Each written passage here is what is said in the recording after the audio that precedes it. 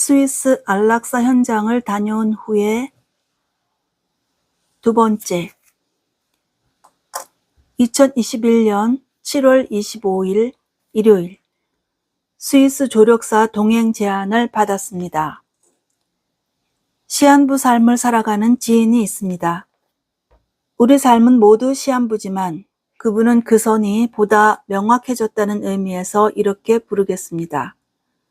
호주에 살고 있는 암 환자이고 스위스에서 도움을 받아 생을 마칠 계획을 세워두셨죠.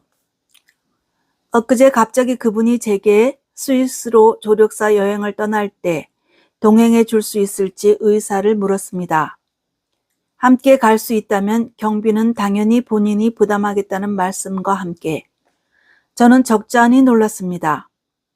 저에 대한 그분의 신뢰에 대한 놀라움, 여행의 특성에 대한 놀라움, 제 역할에 대한 놀라움 때문이었습니다.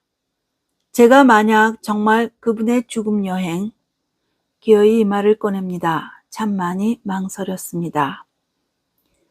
죽음 여행의 동행자가 된다면, 돌아올 수 없는 길을 배웅하게 된다면 돌아온 이후 제 삶은 많이 달라질 것입니다.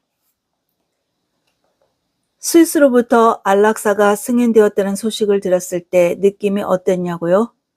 그동안 깊이 생각했고 오래 준비해 왔기 때문인지 담담했습니다. 슬픔이나 아쉬움, 회한, 두려움과 같은 감정은 없었습니다. 이제 언제 생을 마감할 것인가만 결정하면 됩니다. 이제 저는 버킷리스트 같은 것은 없습니다. 그냥 하루하루 편안하게 평범한 일상을 살 뿐입니다. 그러다가 때가 되면 스위스로 생애 마지막 여행을 떠날 것입니다. 원웨이 티켓을 손에 쥐고 편도 티켓을 쥔 그분과 왕복 항공권을 지닌 나, 그 엇갈린 경로를 머릿속에 그려보는 것으로 스위스행은 벌써 시작됩니다.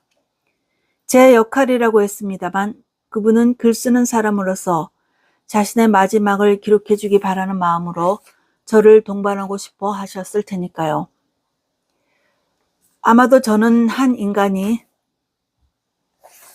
저 너머의 세계로 떠나는 모습을 상세하고 섬세히 묘사하는 글을 쓰게 되겠지요.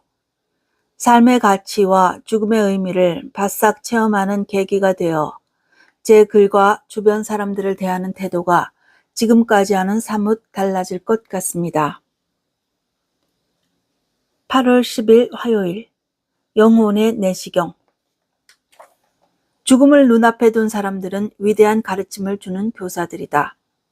삶이 더욱 분명하게 보이는 것은 죽음의 강으로 내몰린 바로 그 순간이기 때문이다. 그들이 들려주는 교훈은 삶에 대한 진실이다. 우리는 배움을 얻기 위해 이 세상에 왔다. 태어나는 순간 누구나 예외 없이 삶이라는 학교에 등록한 것이다. 수업이 하루 24시간인 학교에. 살아있는 한 그 수업은 계속된다. 우리가 지구로 보내져 수업을 다 마치고 나면 나비가 노예를 벗고 날아오르는 것처럼 우리의 영혼을 육체로부터 해방하는 것이 허락된다. 시간이 되면 우리는 집에서 신에게로 돌아가는 아름다운 나비처럼 떠날 수 있고 더 자유로운 영혼이 될 수 있다. 우리가 배워야 할 과목들은 사랑, 관계, 상실, 두려움, 인내, 받아들임, 용서, 행복 등이다. 나아가 이 수업은 궁극적으로 나 자신이 진정 누구인가 하는 깨달음으로 우리를 데리고 간다. 생의 어느 지점에서 누구나 그 스스로에게 물음을 던진다. 이것이 진정 내가 원하는 삶일까? 비극은 인생이 짧다는 것이 아니라 단지 정말로 중요한 것이 무엇인지 너무 늦게서야 깨닫는다는 것이다. 그런 의미에서 죽음에 직면한 이들의 가르침은 어떤 종교의 설교보다도 뛰어나다. 그들은 책이나 경전에서 얻은 경고가 아닌 자신들의 육성으로 삶에서 무엇이 가장 중요한가를 일깨운다. 죽음은 삶의 가장 큰 상실이 아니다. 가장 큰 상실은 우리가 살아있는 동안 우리 안에서 어떤 것이 죽어버리는 것이다.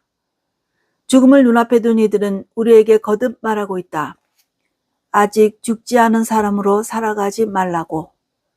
죽음의 가장 큰 교훈은 바로 삶인 것이다.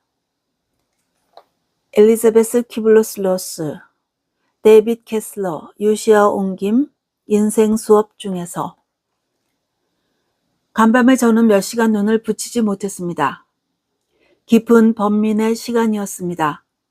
다음 주 저는 큰일을 치러야 합니다. 받지 않아도 되는 잔을 받아놓고 물으려면 물을 수도 있는 잔 앞에 생 전체가 걸린 듯 고통스럽습니다. 두려워 뒷걸음질 치고 싶습니다. 저의 인간 됨됨이를 의심하게 합니다.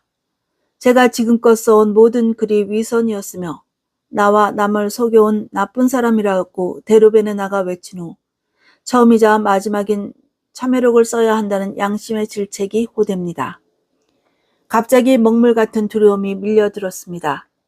내가 지금 뭐 하는 건가? 무슨 일을 벌인 건가? 과연 내가 감당할 수 있을까 하는 주체 못할 공포심에 휩싸였습니다. 저는 두렵습니다. 저는 요즘 온통 울고 다닙니다. 글을 쓰면서도 밥을 먹으면서도 길을 가면서도 친구, 지인들과 통화를 하면서도 눈물바람입니다. 그냥 눈물이 쏟아집니다. 바로 위의 글과 같은 마음이기 때문입니다. 이제야 삶의 진실을 마주하기 때문입니다. 저는 어제도 많이 울었습니다.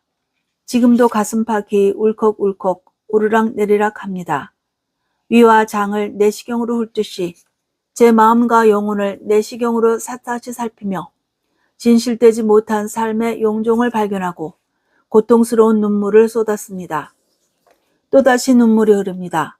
아무리 인생에 정답이 없다 해도 저는 늘 오답만 고르는 것 같습니다. 언제 한 번이라도 정직해 본 적이 있는지, 나와 남을 진정으로 사랑한 적이 있는지 부끄럽고 또 부끄럽습니다. 아직 죽지 않은 사람으로 살아가지 말라는 깨우침을 주려는 걸까요? 겨우 64세에 생을 졸업할 분의 여행길에 동반할 날이 얼마 남지 않았습니다.